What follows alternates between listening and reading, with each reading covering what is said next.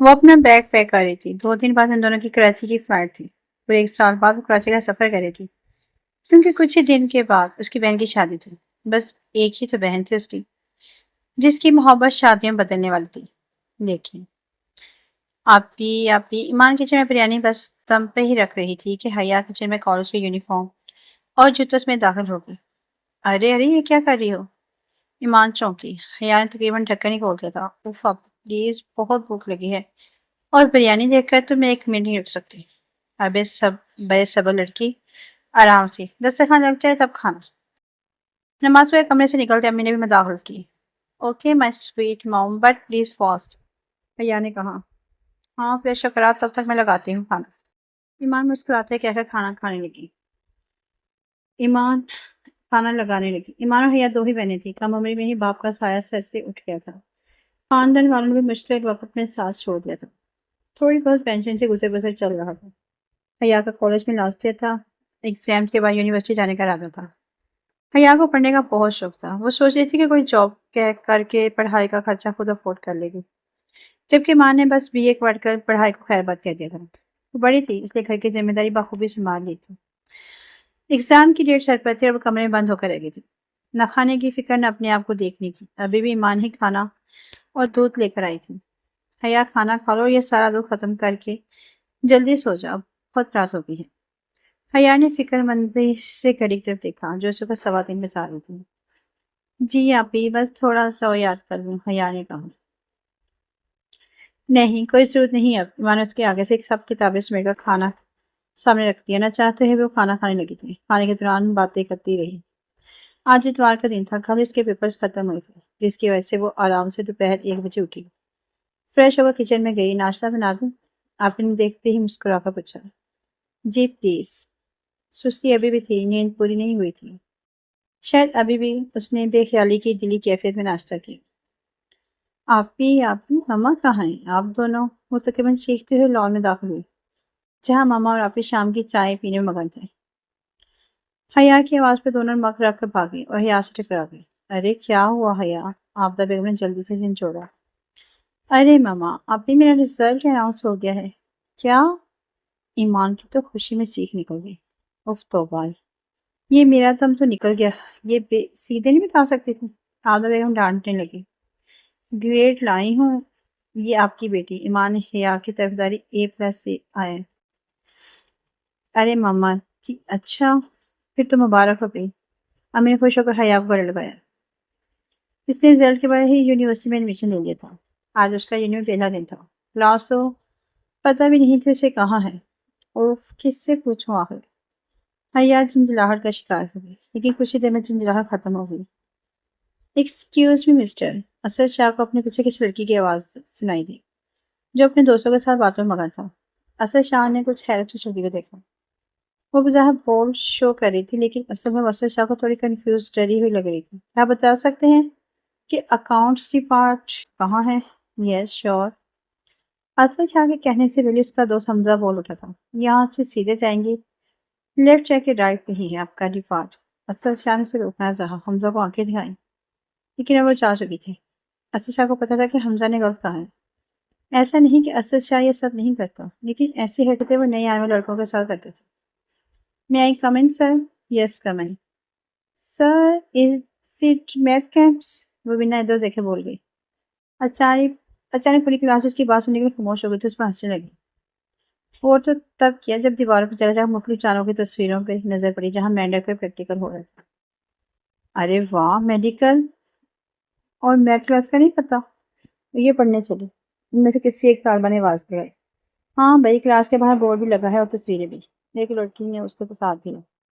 اوف، میں نے نیم بورڈ تو دیکھا ہی نہیں۔ شرمندگی کے ہمارے حیا کا برا حال تھا۔ سائلنس، سر نے طلبہ کو خاموش کروایا اور بنا کچھ بولے وہاں سے بھاگ نکلی۔ اسد شاہ اس کے پیچھے بھاگتا ہوا آیا تھا تاکہ حمزہ نے جو غلط راستہ بتایا اسے صحیح کلاس بتا دو، لیکن اس نے سامنے سے حیا کو آتا ہوا دیکھنے لگا جو کلاس سے باہر آ چکی تھی۔ حیا جو پہلے ہی کرسی میں تھی، اسے دیکھ کر وہ تیش میں آ گئی۔ شیم آن یو، حیا نے ہاتھ کی انگلی سے اشارہ کرتے اسے وارن کیا۔ غصے سے چہرہ بالکل لال تھا، اپنی بے عزتی برداشت نہیں کر سکتی تھی۔ ضدی قسم کی لڑکی تھی، غصہ تو اتنا تھا کہ اسے کہ ایک تھپڑ رسید کر دی، لیکن اسد شاہ کے دوستوں کو آتے دیکھ کر کنٹرول کر گئی۔ شرمی آتی لڑکیوں کو پاگل بناتے ہیں، اس لیے تم جیسے لڑکے کلاس لینے کے بجائے یہاں آوارہ گردی کرتے ہو۔ کوئی لڑکی آئے تو ہم بیوقوف بنائیں۔ وہ تقریباً رو دینے کو تھی، غصے اور تیز تیز بولنے کی وجہ سے آواز بھی کپ کپ آ رہی تھی۔ آس پاس کے سبھی لوگ ان کی طرف متوجہ ہو گئے، لیکن سب کے لیے سب نیا نہیں تھا۔ دیکھیے میری بات سنیں۔ وہ کہنے ہی والا تھا کہ بیچ میں حیا بول اٹھے، اور جسٹ شٹ اپ، نہیں سنی مجھے آپ کی کوئی بکواس۔ اسد شاہ کو شرمندہ چھوڑ کر وہاں سے نکل گئی۔ اسد شاہ کا تعلق ایک بہت اچھے گھرانے سے تھا، ان لوگوں کا شمار شہر کے امیر ترین بزنس مین میں سے ایک تھا۔ احمد شاہ کی بیوی مہتاب شاہ بہت ملنسار خاتون تھی۔ ان کے 3 بچے تھے، حیدر شاہ ان کا بڑا بیٹا جن کا بزنس سنبھال رہا تھا، اور بابا کو گھر بٹھا دیا تھا، اب آپ نے کوئی کام نہیں کرنا آفس میں، ہم سنبھال لیں گے۔ دوسرا بیٹا اسد شاہ یونیورسٹی میں تعلیم حاصل کر رہا تھا، اور یہ اس کا لاسٹ ایئر تھا، اور آخر میں سب سے چھوٹی کرن شاہ جو بھی کالج میں فرسٹ ایئر میں پڑھ رہی تھی۔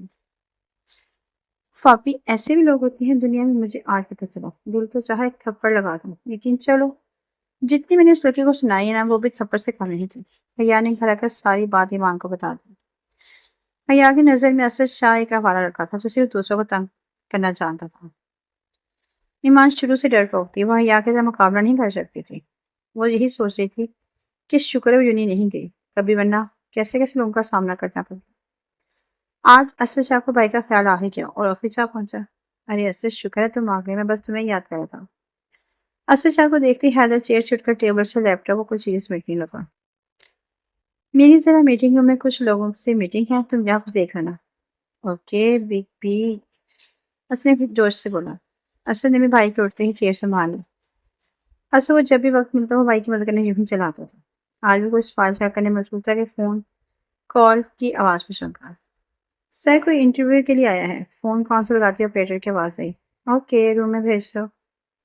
وہ کبھی کبھی ایسے ہی انٹرویو لے لیتا تھا اور بھائی کو پروگریس بتا دیتا تھا اور وہ سلیکٹ کر لیتا تھا۔ ٹک ٹک، دروازہ ناک ہوا۔ یس کم ان، اس نے کہتے ہی سر اٹھایا۔ وہ اندر داخل ہوا اور دیکھتے ہی وہ حیرت سے اپنی چیئر سے اٹھ گیا۔ وہ بھی جہاں کھڑی تھی کھڑی رہ گئی، اندر آنے کی اب ہمت نہیں رہی تھی اس میں۔ کوئی اندر داخل ہوا اور دیکھتے ہی وہ حیرت سے اپنی چیئر سے اٹھ گیا۔ آئیے مس، اسد شاہ نے استحصائی انداز میں حیا کو اندر آنے کی دعوت دی۔ حیا کو ایسا لگا پولیس رات تک کھڑی ہے، کرے تو کیا کرے۔ اتنے انتظار کے بعد اسے اس انٹرویو کے لیے کال آئی تھی۔ اخبار میں جب اس نے یہ جاب دیکھی اتنی اچھی سیلری پہ اسے یہ جاب مل جائے گی، اس نے تصور بھی نہیں کیا تھا کہ جب اس نے اپنے سب ڈاکومنٹس ای میل کیے تو کچھ ہی دن بعد اس کے دیے ہوئے نمبر پر کال آ گئی تھی۔ نیا نمبر دیکھ کر ڈسکنیکٹ کرنا چاہتے تھے، لیکن یہ کال آتی ہے کہ یہی نمبر میل کیا تھا، اس نے اٹھا لیا۔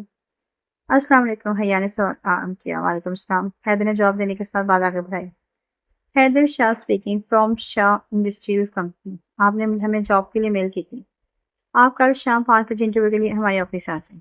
یا سے تو کچھ بولنے نہیں دیا، خوشی کے ہماری زبانی بند ہو گئی تھی، جیسے اس کی ہوش اڑ گئی ہو۔ اوکے، وہ بس اتنے کہہ سکے۔ وہاں سے کال بند ہو گئی، وہ اب تک بے یقینی کے عالم میں بیٹھے تھے۔ ہوش میں تو تب آئی جب آپ ہی کمرے میں آئی، اس کا کھلا ہوا منہ دیکھا۔ ارے کیا ہوا ہے یار، کس کا فون تھا؟ ایمان کی آواز پہ چونکی اور زور سے چیخ مارتے گلے سے لگی۔ او آپ کو نہیں پتا آج میں کتنا خوش ہوں۔ ارے اب بتاؤ بھی، ہوا کیا ہے؟ ایمان کو تشویش ہوئی، وہ بہت بے چین تھی اپنی پیاری سی بہن کو خوشی سننے کے لیے۔ اپنی میں ایسے جاب کی سائڈ کر بیٹھی تھی، حیا نے تو ساری بات بتائی۔ اوف، تم کچھ تو ایسے ہو گئی جیسے جاب پکی ہو گئی ہے، ایمان نے اسے ڈانٹا۔ اوف، آپ کی پکی بھی ہو جائے گی، آپ کی بہن اسی سے کم ہے کیا؟ حیا نے کالر چھاڑتے ہوئے لڑکا والے انداز میں چلا کر کہا، اور دونوں ہی ہنستے۔ چلو اچھی بات، میری دعا ہے کہ تم کامیاب ہو جاؤ، جو تم چاہو وہ تمہیں مل جائے۔ آمین، دونوں کے منہ سے ایک ساتھ لفظ آمین ہو۔ حیا وہاں اب تک شوق ہوئی تھی، اس کا ایسا لگا جیسے وہ اس میں ہنس رہا ہے۔ وہ اب تک دروازے کو پکڑ کر مسلم سے کھڑی تھی کہ اچانک حیدر کی آواز اس کے کان میں پڑی۔ وہ کسی سے فون پر بات کرتا ہوا روم میں آ رہا تھا کہ دروازے کھڑی حیا کو دیکھ کر رکنا پڑا۔ حیا وائٹ کلر کی چوڑی دار پاجامہ، بلو کلر کی گھٹنے کا قمیض اور نفاست سے وائٹ کلر کا سر پر دوپٹہ ہاتھ میں فائل لیے کھڑی تھی۔ کپڑوں کے سفید رنگ کی طرح اس کا چہرہ ہی اتنا بھی چمک رہا تھا، اجلا اور بالکل فریش۔ تھوڑی سی کنفیوز اور نازک لڑکی حیدر کو پہلی نظر میں اچھی لگی۔ حیا دروازے میں اب تک کھڑی تھی۔ ایکسکیوز می، حیدر نے ہاتھ کے شاید سے کھانسی سے سائڈ پہ ہونے کو کہا۔ اوہ سوری۔ حیدر اس کا مطلب سمجھ کر سائڈ پہ ہو۔ حیا اس کا مطلب سمجھ کر سائڈ پہ ہو گئی تو حیدر کو بھی جانے کا موقع مل گیا۔ یس، حیدر نے سوالیہ نظر سے حیا کو دیکھا۔ آئی ایم حیا، سر آپ نے انٹرویو کے لیے بلایا تھا؟ حیا نے اپنا تعارف کرایا۔ اوہ آئی سی۔ حیدر اب تک اپنی پوزیشن سنبھال چکا تھا جو حیا کو دیکھ کر ہوئی تھی۔ Have a set. حیدر نے چیئر سنبھال کر حیا کو بیٹھنے کا کہا۔ تھینکس۔ اسد شاہ سوالیہ نظر سے حیا کو دیکھتا وہاں سے باہر آ گیا۔ ہاں بھی، کیسا رہا انٹرویو؟ رات کے کھانے سے فارغ ہونے کے بعد امی نے حیا سے پوچھا۔ جی ٹھیک کہہ رہا تھا۔ ٹھیک رہا۔ کہہ رہے ہیں کال کر لیں گے، یا سنجیدگی سے جواب دیا۔ اس کے اس طرح جواب دینے پر دونوں ہی نے چونکو سے دیکھا جو گود میں ہاتھ رکھے کچھ سوچ رہی تھی۔ حیا، ایمان نے اسے آواز دی۔ ہاں، حیا نے چونکا سر اٹھایا۔ کیا ہوا تمہیں؟ ایمان نے اسے پوچھا۔ کچھ نہیں، حیا نے اسی پوزیشن میں کہا اور اٹھ کر کمرے میں چلی گئی۔ اسے جب دیکھ کر وہ حیران ہوئی۔ ایمان کام سے فارغ ہو کمرے میں چلی آئی۔ حیا کیا ہوا ہے تمہیں؟ آج تو تمہیں خوش ہونا چاہیے، جاتے ہوئے تم کتنا خوش تھی۔ ایمان نے بستر پر لیٹتے ہوئے حیا سے پوچھا۔ آپ بھی آج آفس میں وہی تھا؟ حیا چھت پر گھورتے ہوئے کہنے لگی۔ ہائے کون؟ ایمان نے حیرت سے اسے دیکھا۔ وہی جو جھونی میں تھا، وہ ابھی ایسے ہی لیٹی تھی۔ ارے بھائی تم کس کی بات کر رہی ہو؟ ایمان اس کی سب پہلے سے جھنجھلا گئی۔ اوہو، جسے میں نے سنا دی تھی جب اس نے مجھے غلط کال کلاس بنا دی تھی نا۔ اب اس نے تفصیل کرنا شروع کی۔ وہ کمرے اسی کی ہے۔ اوہ اچھا، پھر یہ کیا پتہ نہیں اب یہ جاب مجھے ملے گی بھی کہ نہیں۔ حیا کو جاب نہ ملنے کا افسوس تھا۔ نہیں تم فکر مت کرو، اگر نصیب میں ہوئی تو ضرور ملے گی، ایمان نے تسلی دی۔ لیکن میں تمہیں جب بھی کہتی ہوں زیادہ جذباتی نہیں ہوا کر۔ ماہم بس سر آہ کے کڑبڑ سے لیٹ گئی۔ حیا کی جاب کنفرم ہو گئی تھی۔ اس نے شکر ادا کیا کہ وہ اپنی یونین گھر کے اخراجات آسانی سے اٹھا لے گی۔ اس نے اپنی زندگی میں بے حد مصروف رہی تھی۔ صبح یونین جاتی، 2 بجے گھر آ کر کھانا وغیرہ کھا کر فریش ہو کر شام 4 بجے آفس جاتی، رات 8 بجے تک گھر واپس ہوتی۔ آفس زیادہ دور نہیں تھا، بس میں 15 منٹ کے سفر سے چلی جاتی تھی۔ اسے کا خیال تو آیا تھا اسے، مگر اس نے سامنا نہیں ہوتا۔ اس کا ورنہ جو پہلے دن یونین میں ہوا تھا وہ معذرت کرے تھا، مگر وہ آفس بھی نہیں آتا تھا، اس لیے سے تھوڑا حوصلہ رہا۔ اس کا سامنا کرنے سے وہ کتراتی تھی۔ گزرتے وقت کے ساتھ عابدہ بیگم کو ایمان کے رشتے کی فکر ہونے لگی تھی۔ پروگریس کی ہو گئی تھی لیکن اب تک کہیں بات نہیں ہوتی۔ اسی سلسلے میں ایک رشتے والے کو کہا ہوا تھا، خدا کر کے وہ کسی اچھے رشتے کی مناسبت سے مہمانوں کو لے کر آ رہی تھی۔ آج ان کے آنے کو حیا نے بھی آفس کی چھٹی لی تھی۔ شام 5 بجے مہمانوں کی آمد ہوئی۔ حیا اور عابدہ بیگم نے ایک چھوٹے لیکن صاف ستھرے کمرے میں صوفے پر ادب سے بٹھایا، جہاں ہر شے ایمان کے سلیقے کا ثبوت دے رہی تھی۔ ہائے آپ کتنی پیاری لگ رہی ہیں۔ حیا کمرے میں ایمان کو لینے آئی، اسے دیکھتے دادی اماں کی طرح بلائی لینے لگی۔ ایمان اس حرکت پر ہنستی۔ اور جی کیا کہہ کر ان کو بلاؤ گی؟ جیجا جی جو آئیں گے۔ نیشنل بیٹا سیٹ کہتے اسے چھڑا۔ اوف حیا تم بھی نا، ایمان نے چینکوں سے توڑا۔ ارے آپ شرما رہی ہیں، حیا نے آنکھیں پھیلا کر کہا۔ آپ چلیں، ایمان بات کو خود ہی پچھتایا۔ کیا کہا آپ نے؟ آپ اور جلدی چلنے کی بات؟ اوہو، یعنی یہ تو اوپری دکھاوا ہے اور اندر دل میں لڈو۔ اوف یا پلیز، ایمان کے روکنے سے اسے چھیڑنا بند کیا اور دونوں چلتے ہوئے کمرے میں داخل ہوئے۔ کمرے میں لڑکی کی امی اور بہن اس کی راہ دیکھ رہی تھی۔ آؤ بیٹا یہاں بیٹھو۔ عابدہ بیگم نے اپنی جگہ چھوٹ کے ایمان کو لڑکی کی امی کے پاس بٹھایا، جبکہ بہن سامنے والے صوفے پہ بیٹھی تھی۔ حیا بھی اس کے برابر میں بیٹھ گئی، سب کا جائزہ لینے لگی۔ حیا کو ان کی فیملی اچھی لگ رہی تھی۔ دھیرے دھیرے بات کرنے کا لہجہ، سلجھے ہوئے لوگ، وہ بھی لڑکی کی بات سے بات کرنے لگی ہوئی ہے۔ ایمان سر جھکا کے آنکھیں نیچے کی بیٹھی تھی۔ ماشاءاللہ بھی، ہمیں تو آپ کی بیٹی بہت پسند ہے۔ اب آپ لوگ بات آگے بڑھا رہے ہیں۔ حیا یہ سنتے جلدی سے کچن میں گئی، جہاں ایمان نے چائے کی ٹرے پہلے تیار کر دی تھی۔ اس سے بس اب چائے نکالنی تھی۔ اس سے اگلے دن وہ آفس میں کمپیوٹر پر نگاہیں جمائے اپنا کام کر رہی تھی کہ اس کے اسسٹنٹ ہاتھ میں فائل کمرے میں داخل ہوئی۔ میم یہ سر اسد شاہ نے دی ہے، اس کا ڈیٹا کمپیوٹر میں سیو کر لیں۔ اسد شاہ کا نام سنتے ہوئے چونکی کیونکہ اس کا زیادہ واسطہ حیدر شاہ سے پڑتا تھا۔ آج اسد کہاں سے آ گیا؟ اسد شاہ سے بس یونین میں سامنا ہوتا ہے۔ اوکے، اس نے جواب دے کر فائل لے لی اور فائل کو کھولتے جب اس کی نظر خوبصورت سے سفید رنگ کے کاغذ پر پڑی۔ خوبصورت سے اس کاغذ کے وہ لفظ پڑھ کر وہ حیران رہ گئی۔ I am really very sorry. بہت خوبصورت، یہ الفاظ سے حیران کر گئی۔ نیچے کچھ اور بھی لکھا تھا۔ اس دن میرے دوست حمزہ نے آپ کے ساتھ جو کچھ کیا اس کے لیے میں آپ سے معافی مانگتا ہوں۔ میں نے حمزہ کو بہت بلا بلا کہا اور آپ کے پیچھے آیا تھا، لیکن تب تک دیر ہو چکی تھی۔ وہ اب تک حیرانی میں تھی کہ اس نے ایسے شہر کے بارے میں کیا سوچا تھا، وہ کیا نکلا۔